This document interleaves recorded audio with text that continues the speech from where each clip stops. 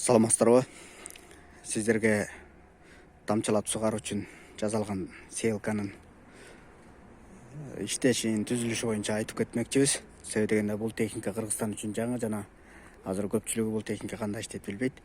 Ошон үчүн жалпысынан баягы сурагандарга маалымат болуш иретинде ушул видеону тартышка туура келди. Негизинен бул сеялка ошо айтып кеткендей Кыргызстанда колдонула элек, Кытайда кеңири колдонулат. Биз башында Кытайдан бир техника алып келип туруп, ошонун негизинде чертеждорду алып, анан баягы өз үстүндө оңдоп түзөлөрдү киргизип туруп, жасап чыкканбыз. Сеялка негизинен кайсы бөлүктөрдөн турат? Бул биринчи мисалы рамасы, астында турган рамасы. Мына. Анан навескасы, анан сырткары бул сүргүчү. Анан навесканын ортосунда шкиф бар. Мында алысырактан көрсөтөйүн. Силерге түшүнүк болушун. Тек кара болуп турган 3 бурчтук сүргүчү. Навеска 3 илгичтен тракторго бекилет. 2 жаны анын үстүнөн. Ортодо шкиф турат. Шкифте кардан кошулат дагы трактордун бомуна. Трактордун бомунан айлануу болот. Трактордун бомунан айланганда шкиф айланат дагы. Шкиф айланып туруп, вакуум насосту ишке алып келет. Вакуум насосту ишке алып келгенде вакуум пайда болот системада. Вакуум бул жерде пайда болот, центрофугада. Андан кийин бул шлангын жардамы менен барып тиги ортого келет. Мына шланга. Ортого келгенде бөлгүч шлангалар аркылуу бөлүнүп туруп, 2 сепкич аппаратты вакуум менен иштейт. Ошонун негизинде баягы себиле турган нерсени так бир-бирден себилет да. Андан кийинки бөлүгү мында таптоочу барабаны бар. Тоголоп кара болуп турган.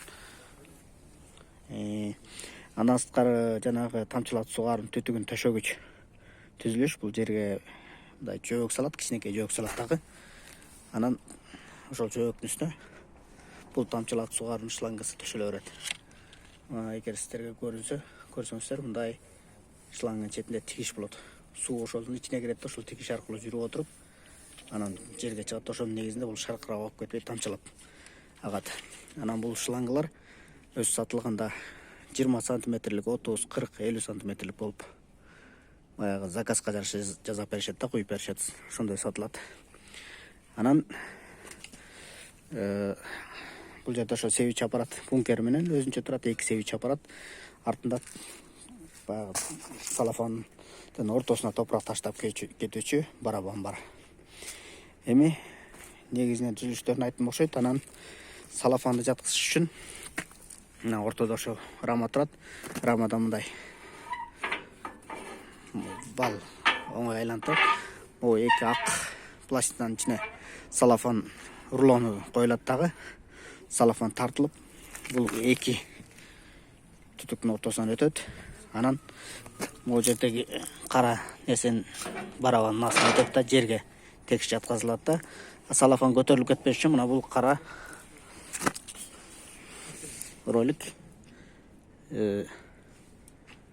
көтөрүлүп түшүп турат.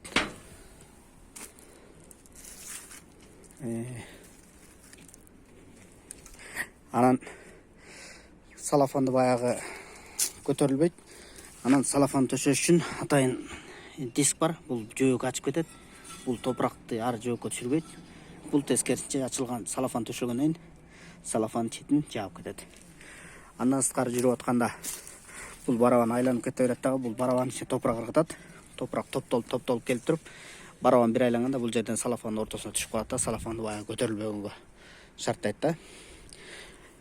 Анан калган техникалык жактары окшош эле. Центрифуганын максаты жана вакуум абага соргондо чаңдар ичинде калып калбаш керек да. Ичинде калып калыш керек да, тескерисинче айланып туруп тазаланып түбүнө түшө берет. Анан түбүнө түшкөндөн кийин бул жерде пробка ачылып туруп, топурак төгүп салат. Негизгилерин айтты окшойт. Эми мунун өзгөчөлүгү ошо Кытайдын өзүнүн сепкич аппараты бар мындай. Бул дөңгөлөк түрүндө да. Азыр кайгынан көрсөтсөм ыңгайлуу болот. Мына бул жак бетинен көрсөтөйүн. Ушундай дөңгөлөк сыяктуу да.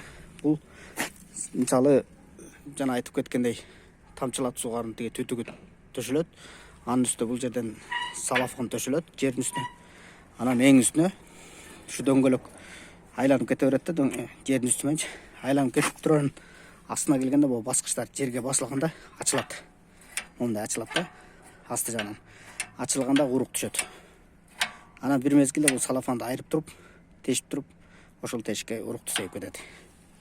Бул сепкич аппараттын ушундай артыкчылыгы бар да. Ал эми бул артындагы жана айтып кеткенде салафандын ортосуна топурак таштоо үчүн да. Андан сырткары бул жерде жырык болот. Бул жырык атайын себе турган жерге расчеттолгон. Кааласаңыздар жаап салсаңыздар болот. Кааласаңыздар муну артын алып салсаңыздар болот. Бирок ортосуна топурак ташташ үчүн атайын арналган да. Анан эми бул шланга бүт баары жаңы болчу, күндө турганга кичине карарып кетет экен. А так бул сеялка 2018 жылы жасалып бүткөн. 19 жылы текшерип көргөнбүз, жакшы деген. Аны баягы сээп көрдүк, опыт жүргүзүп. Бирок өндүрүшкө иштеген жок, жапжаңы боюнча. Азыр баягы күндө турганга эле кичине 1 жылдан бери өңүнөн кетип калыптыр. Негизинен сеялка ушундай. Анан бул жерде азыр канча аралыктан сээп десе, примерно азыр мен карашым боюнча караганда 20 сантиметр болуп атат да, мындай караганда. Ошондо бул 20 сантиметрде бирден себет. Андан сырткары бул жерде дисктер бар. Запас. Ал дисктерди отурса да болот. Бирок негизинен азыр 20 сантиметрден себет да. Бул азыр жүгөрүнү соя, фасоль 20 сантиметрден сепсе болот. Чоңураак дандуу үрөндөрдү. Негизинен ушул сеялка боюнча негизгилерин айтпак окшойт. Азыр бир сыйрамдай тегеренип, видеосун карап тартып коеюн, сүйлөп атып. Көрүнбөй калган болсо көрө тургандай болуп. Мына навескасы, центрофугасы. Бул жерде капельный ленталар илине турган. Бул азыр эскиси калды. Бул жерге салафан илинет. Бул сепкич аппараттар бункер менен үрөн себилет. Үрөн коюлат. Жаап кете турган барабандар. Негизинен ушул бул апталдан тартып колдук.